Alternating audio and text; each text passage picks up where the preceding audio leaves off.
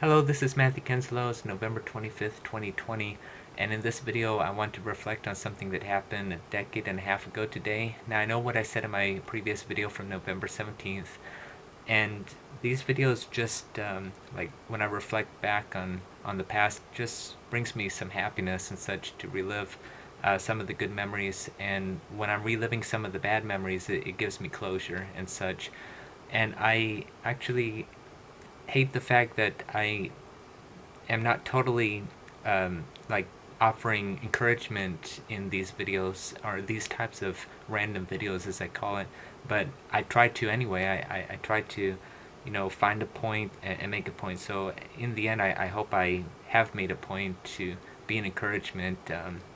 Otherwise, I just apologize and such, but I just want um, everybody to just stay encouraged regardless. But this video is just reflecting on a personal memory from November 25th, 2005. That was a Friday, and I believe it was my mother's first day of work, if I remember correctly. I mean, she was meeting her new clients, and my grandpa and my uncle were at work tile setting, and so my aunt watched me. So that morning, my mother woke me up telling me that she was leaving and that my aunt is here, and I said, okay, and I was like, okay, I'm up for the day, I guess. So I got up and I saw my aunt resting on the couch, um, and she seemed pretty tired because I guess coming from Riverside, they had to come very early in the morning. So I said hi and good morning and everything, and then I looked at the kitchen table and I saw a Scrabble board. Well, not the board, but the Scrabble box with the pieces and the board inside. And that came from, you know, I was borrowing that from a friend from 2 days previous on the 23rd, and that's a journal entry in itself, but I don't want to bore anyone with that. But the humorous thing is that 2 days before, when I was at the beach with this friend, she and I both did not know how to play. So we just played how we thought we would play. We would just pick tiles at random and such, and got a letter and just put it down. And so I asked my aunt, "Do you know how to play Scramble?" "It's Scrabble," she clarified, or well, she eventually clarified. And she said, "Yeah, I know how to play." And so we played, and she taught me how to play and such. So that's sort of where it picks up in this journal entry now. My aunt written like 99% of this. Basically, I was saying that my aunt watched me and we had lots of fun together and we played Scrabble. And then from there, my aunt took over because I asked her. I wanted her to write the journal entry, my own journal entry. So she written in her, in first hand under my perspective, if that makes sense. And I put this on Twitter if you want to read it yourself, and I sort of corrected some typos. She and I both had typos in these journals. Well, I mean, this was the journal that she written, and I was transcribing my other fifth grade journals from days previous to this. And there's a lot of elongated run-on sentences and typos and such, so I correct those when transcribing them with, brackets. Well, anyway, she writes, in my perspective, "Well, my aunt made a word, quake, and she kept wanting to use the H from a different word, and I kept telling her no. Later, she found out why. I had plans for this space that she wanted to take up. I finally got the letters I was hoping for, E, A, R, T, and a blank which I used for an H, and put down earthquakes. Ha! Scored about 23 points for that. Then later on, I put down an S at the bottom of it and wrote seed. So I had earthquakes and seed, which then scored me about 31 points. Ha! Again, parenthetically. My aunt ended up winning, but I definitely had her scared. Next, we played snakes and ladders, kind of a bit like chutes and ladders, but with snakes instead of chutes. I won that one. Then it was on to chess. She thought she had a sure win and could beat me easily, but she was wrong. I'm a better player than she thought. She made so many mistakes it wasn't funny. I almost had her. By the time she won, she was sweating that one real bad, and from now on she will be aware of me and my rooks. Then we were off to bowling. Carpet bowling, that is. I kept telling her I was a strike king. She didn't believe me then either. Well, she found out. I got strikes all 10 of my rounds. And her, you ask? Well, she ended up with 76 or something like that. Me, 120. Well, that's like counting, one bowling pin at a time. It's probably 300, but I don't know how that works out. Then she took a break for a minute, and I asked her if she wanted to play darts. What I didn't know was that Grandpa told her we could play with the steel-tipped darts. Cool! I hadn't played with the steel tips in a long time. She said if I was real good, we would play with them. So we did. She couldn't hit the bullseye for nothing. I almost caught her too, but Mom came home and we had to stop for a moment.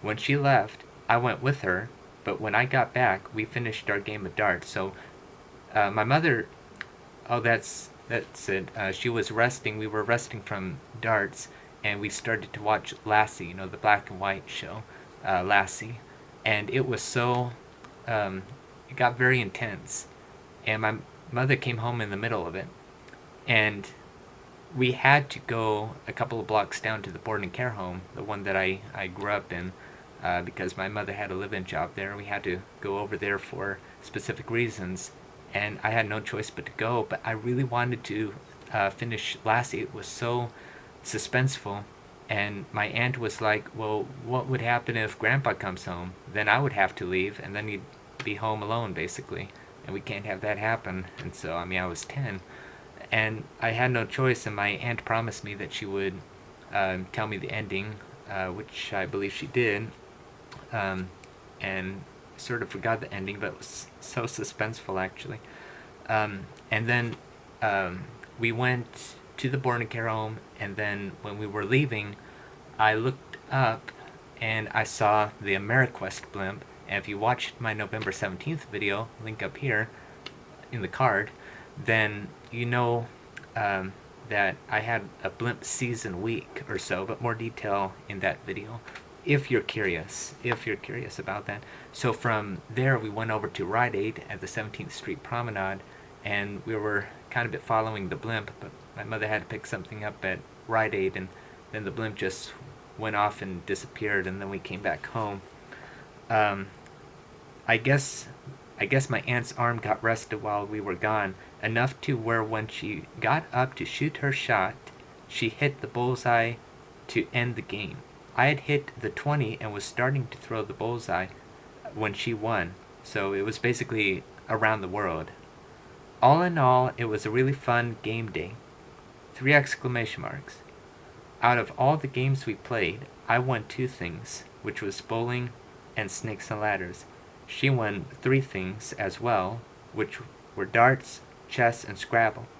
After all that, we played a quick game of darts to see who won out of the whole day. Now this was just basic classic darts. And we both tied. So I guess we both had a great day. Spending time with each other, playing games, having fun, makes us both winners! Exclamation mark. And then I put chapter 9.5. I also saw a blimp, and then I talk about that. The blimp with many colors. And then copyright C with a circle around the C that I had to put after I printed it. 2005 dash to be continued. So that chapter 9.5 I sort of appended it at the end.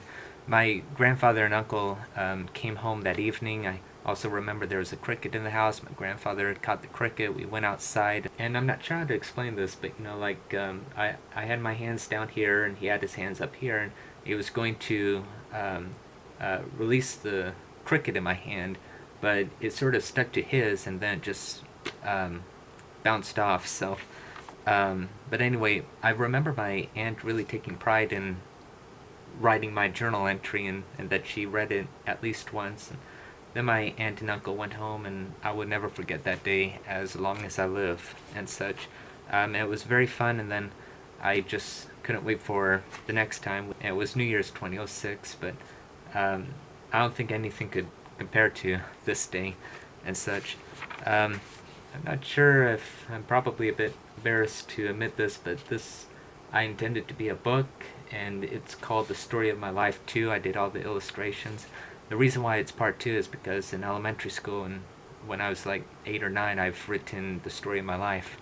And yeah, I was wanting it to be published. Thank God it wasn't. But I had a couple of friends who were authors and family friends of mine. And the late husband, actually written the foreword to sort of make believe as if it was a real book and such. And so when I continued in November 2005, writing, I just titled it The Story of My Life 2, and inside this purple folder, well, I mean, not all of it that you saw, but I had more writings up until Christmas 2006 about. So it went up to The Story of My Life Part 9, Roman numeral 9 and all that. But they more or less, they're just journals or so, but I wanted all of these to be published and thought about that, but thank God it didn't. Grammar and such and all that, illustrations and everything. But anyway, so that's pretty much what I want to share. And again, this is nothing more but just sharing. And I just want to leave with an encouragement of some sort. So I was thinking maybe something about writing. I mean, I started writing when I was like first or second grade. I never given up. And if writing is your passion, then just don't give up on that. If documentation is your passion, like journaling, or capturing memories that you've had, maybe through photos or taking home video and such, I encourage you to do so. I mean, my grandfather and mother and I grew up behind the camera. In fact, this Panasonic camera right here, that was probably from the 90s or whatnot, and that captured most of the home videos that you see in this YouTube channel and such, and also tens of thousands of pictures probably. And I'm thankful that they had the foresight to do that, because we captured the memories, and I could always look back on the literally tens of thousands of pictures and just reflect. I remember a lot of it, and I don't remember other pictures and such, but it's sort of neat to look back and just reflect. And so if you like writing, I encourage you to just continue to write. I was writing, or I was overwriting even back in first or second grade, till the point where I was almost in trouble and such. You could read more detail about that in my book if you want, but I've always loved writing. And if you are wanting to write a book, whether you intend to be published or just for the family, then I just encourage you, go for it. Doesn't matter what age you're at, just go for it. And once you, well, I mean, I first encourage you to put your ideas down on what you want to write about, whether it's an autobiography about your life, or maybe it's just a fictional book. First, write down notes and think about it, and then just start with the chapters. And if it's something like my first book, an anthology, which is just a collection of short stories, then just start to write in the chapters the short stories, and then order them afterwards based on the content inside each short story and such. And then just put it down for a little while, and then reread it again for flow.